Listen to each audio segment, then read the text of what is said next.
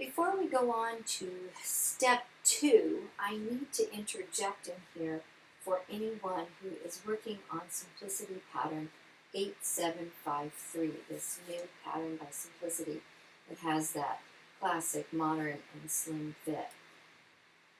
Several of you who have cut this out have asked me about this piece. It's number 7 in that pattern. And it has this weird shape on the end and these stitch and fold lines, and it says it's the under collar.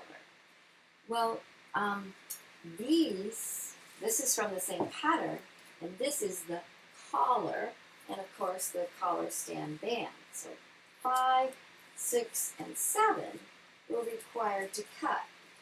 Now, if you only cut this one and didn't cut 2 of 6, you need to go back and cut 2 of 6.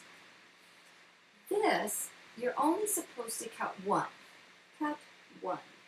And what this is an undercollar that actually forms a place to put a collar stay in. A little metal or sometimes a plastic collar stays to keep the collar nice and crisp and tipped and not from rolling under, and it just lays really nicely. That looks like this on a ready-made shirt here. Right here. This right here. Slides in here. In this little pocket. And a lot of our contemporary or casual dress shirts have very soft collars these days, and this just helps keep that collar shape nice and neat for you. What you do to construct this is, move this out of the way, you would cut your one piece of the undercollar just like this, and then if you look at the instructions in here, it's number 16, right here, 17 and 18, is applying the undercollar. And you'd want to go and look at that for assistance on this. You'd have your collar piece, which I have an extra one of that here. I'm just going to use the pattern piece. And then you'd have this piece. And what happens is it gets folded in on itself, like this, and then press there. And I'm just going to finger press this. And finger press over here.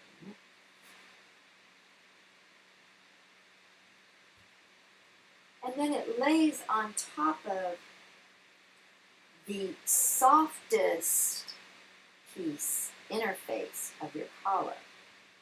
This happens to be the facing or the underneath part of the collar, and that's where you want that little stays underneath in the collar.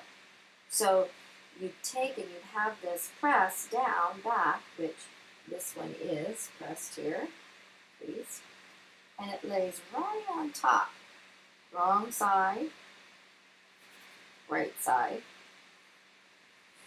on top of your collar like this, matching those raw edges.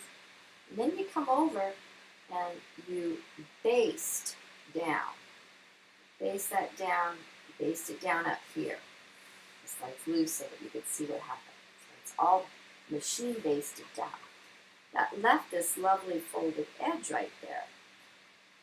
Remember, this is a 3/8 inch seam allowance, so you don't want to base clear out in here. You want to base close to where you're going to be stitching later.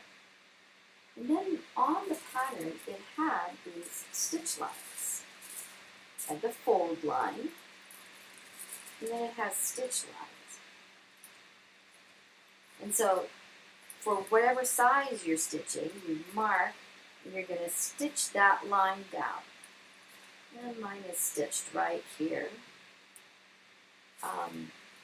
And then, there's that first stitch line that they give you. And then they say to go over a 1/2 inch width and stitch the other. So that forms this little pocket right there, which holds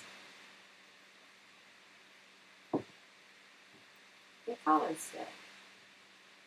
Right down in there. And then you'd continue to, without the collar stay in there, you would continue now to construct the rest of your collar. It would be now on to step 2 for everyone else that didn't have that in there.